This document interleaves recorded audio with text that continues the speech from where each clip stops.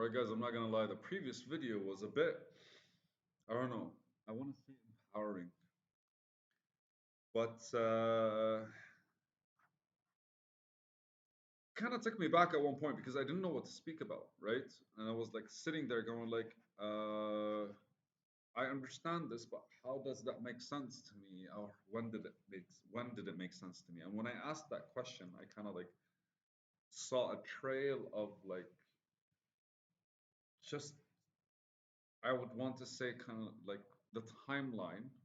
If I were to go like 5, 6 years back, I kind of saw how shifts in how I approach my days and things started kind of like moving differently, which was effectively like I want to say the conscious evolution. But what I actually got to was like, since we're not the ones who think, but we can only approach the day with whatever we are already aware of, whatever we're conscious of, whatever the self, ourselves, are able to do. And as long as we're kind of like moving in that direction, or we make a decision basically, our self makes a decision, and we kind of move. As we move, we think, and then we stop moving, we process the thoughts that happened. And the next day, that's basically the triad of how you kind of like get your feedback loop. Because you make a decision to move, you move, and then after you make a decision to move, you move, and after you move, then kind of stop moving, and then after that, you make a decision to move, and then after that, you move, and then after that, you stop moving. And that kind of repeats maybe daily, maybe hourly. How good do we have to be to make it hourly, right? Or even like, I don't know, assuming people with like heavy schedules get like 5 minute breaks in between, and these 5 minutes kind of like compress, detach, evolve, something like this. But anyways, today's video is whoever hasn't made a mistake. Two quotes come to me. First things first. He without sin shall cast the first stone. Right? Biblical. Second quote, though, I think is from some movie actor, probably, or like director, producer. It was like if you look at the year that has passed, and he uses year, right? And there's nothing about it that makes you feel ashamed that you haven't done anything worth doing. Something within that caliber. And the idea behind it is that you have to look at something and go like, ugh, that's how I was. It seems like a mistake. It's kind of like our evolution at its finest. A mistake is literally the core of our evolution. All right. So how can we actually like reflect on a mistake without actually reflecting on failure? Would that be a valid question to ask? Holy shit, I'm recording these without my earpiece. Stop. All right, so I'm back. Super sorry about this. I hope the voice changed a bit, but I ended up watching a couple of other videos just to see how the voice is. I really need to get new speakers. But hey, soon. So yay. Anyways, whoever hasn't made a mistake, and 3 dots. It never showed you the actual thing. Whoever hasn't made a mistake. I was actually contemplating whether a mistake could be considered a failure or not. Remember the scene in the anime where one guy gets defeated and his defeat got him super excited. And he's one of those kind of like, I want to say, small, authentically obsessive kind, where they kind of like work on one thing and one thing only.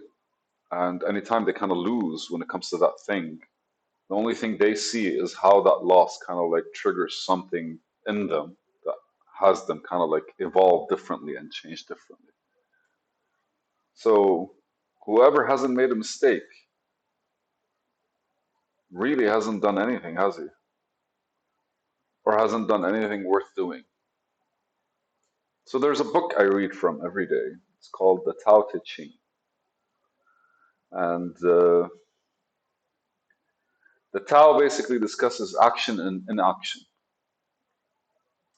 And I feel like it's something my dad always kind of says. Is like a smart person kind of like learns from their mistakes, but a true genius learns from others' mistakes. So for some reason, there's this kind of like, I don't know if it's a conflict with me right now, or I don't know if it's just kind of like an internal unbalanced debate, because it feels like every once in a while you have to take initiative in order to fuck up on your own. But most of the times, do you really need to be the person kind of like going through the fire, let's say? And albeit everyone, yeah, initiative is very important in this kind of thing.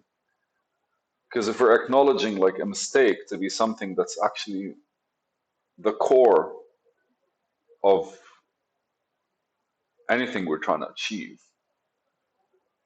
its core is literally the mistake.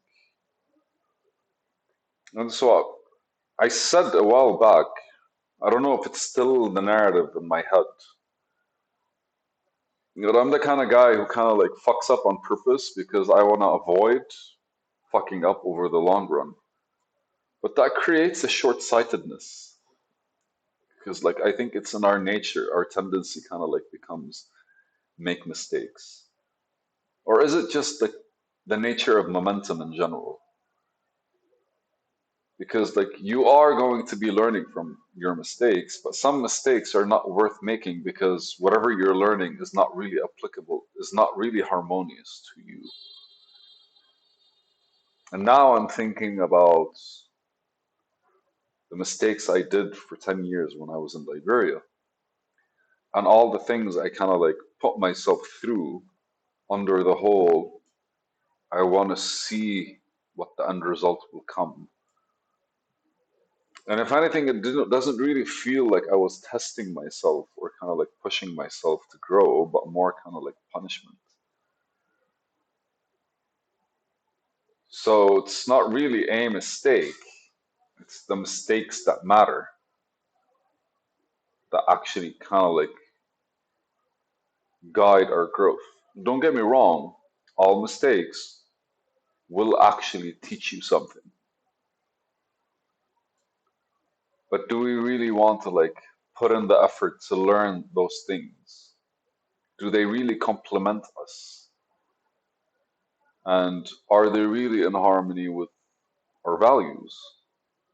And how do you get to decide that?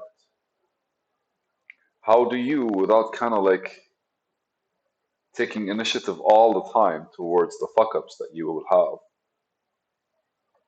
kind of isolate the fuck up that's necessary? How can you look and say, this is a mistake worth doing? How can you assess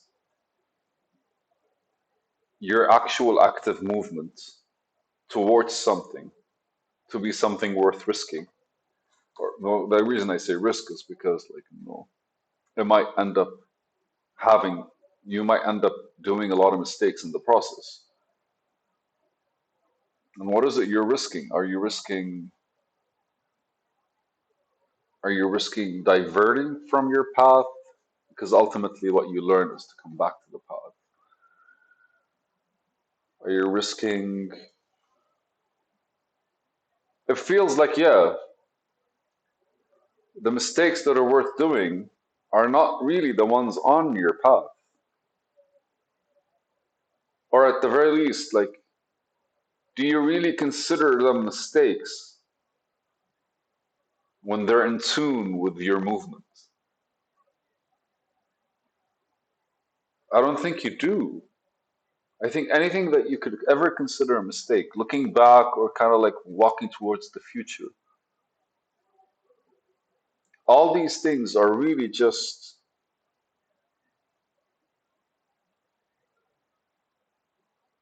any mistake that you go through or that you make. You ultimately consider it a mistake when it didn't really contribute directly to the road that fits you most, which effectively makes them like brilliant and priceless. But I guess avoiding mistakes doesn't really show you the road that doesn't really show you your path objectively, because you can only make a mistake when you sway from it. So then you make the mistake and you're able to see the direction that you'd rather be going, and kind of like gives you a different perspective. Wow. Okay, I love how really when you just kind of like keep talking about something, it eventually compartmentalizes into something a bit more resounding. What is it when you're playing like in a, I don't know, when you're playing when a sound echoes, it echoes differently. It's a video. Later.